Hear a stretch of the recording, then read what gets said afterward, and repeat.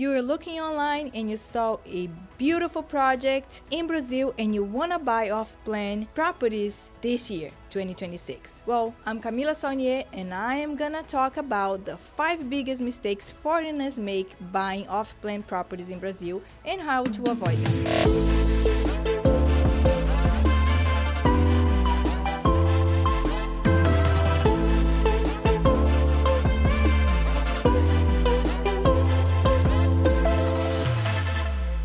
If you are a foreigner thinking about buying an off-plan apartment in Brazil, this video can save you a lot of time, money, and headaches. Off-plan properties can be a great opportunity here, but Brazil has a few rules and contract practices that surprise buyers from US and Europe, especially if you assume it works exactly like your home market. Today, I'm going to walk you through the 5 biggest mistakes foreigners make when buying off-plan properties in Brazil and exactly how to avoid them. Stay until the end because I will share a simple checklist you can use before you sign anything.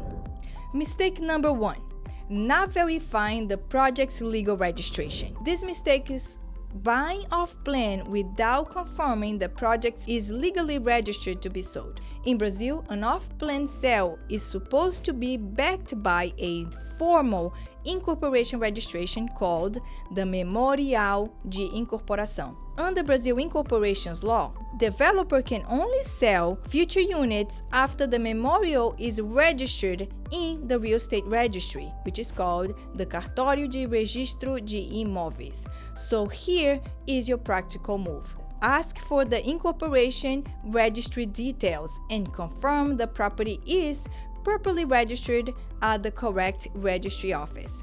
If someone tells you we are still registering or they can't provide clear documentation, that is a red flag. This is the step many foreigners skip because it feels too legal, but it's the foundation of the entire deal. Mistake number 2 is assuming the price is fixed and ignoring INCC indexation. Mistake number 2 is assuming the price you see today is the price you will pay by the time the property is delivered. In Brazil, many off-plan contracts adjust amounts during construction use a construction cost index, commonly known as INCC, calculated by FGV. INCC is designed to track changes in construction costs. What that means in real life is your installments or the remaining balance can increase over time during construction even if the advertised price looks locked. A practical move is before you sign, ask which index applies during constructions, INCC or something else. How often is it applied? Monthly, annually, both? Can you show me a simulation of payments with indexations? And if you earn in US dollars or other currencies, remember you have 2 moving variables. Brazil's indexation, your exchange rate. Budget conservatively. Mistake number 3, misreading delivery dates and ignoring the 180 days tolerance clause. Mistake number 3 is taking the delivery dates too literally. In Brazil, many contracts include a tolerance clause that gives the developer extra time beyond the stated delivery deadline, often up to 180 days. Some industry guidance also notes that many residential launches advertise delivery times around 24 to 48 months from the start of work. Then add the tolerance period in the contract. A practical move, treat the delivery date as delivery date plus tolerance window.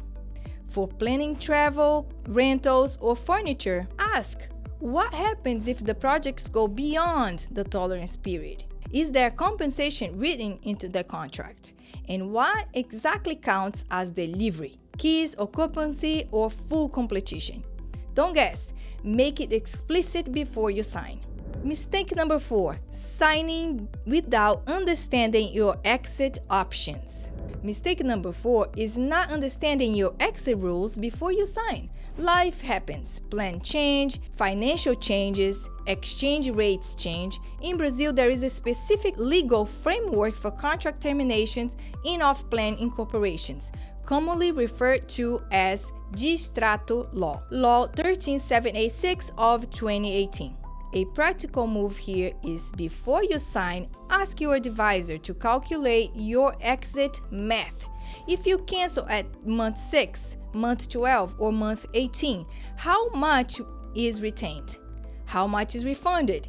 And how long does the refund take? If a developer or broker avoids these questions, that's not a good sign. You want quality upfront before you are emotionally and financially committed to the project. Mistake number 5. Forgetting transaction costs and the fact that ownership depends on registry. Mistake number 5 is budgeting only for the purchase price and forgetting how the ownership works in practice. In Brazil, you generally become the owner through registration of the transfer title at the real estate registry.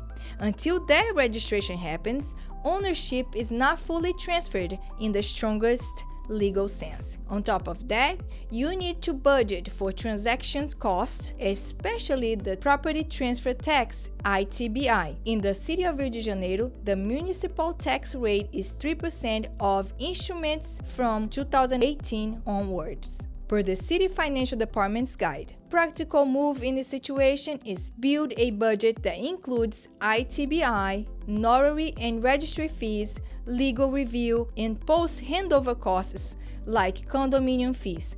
Many foreigners underestimate this, and it changes the real all-in costs. So, if you are buying off-plan in Brazil as a foreigner, remember, verify legal registration, the Memorial de Incorporação. 2. Model indexation, INCC. 3. Plan for the real timeline, delivery date plus tolerance clause. 4. Know your exit rules, Distrato. And 5.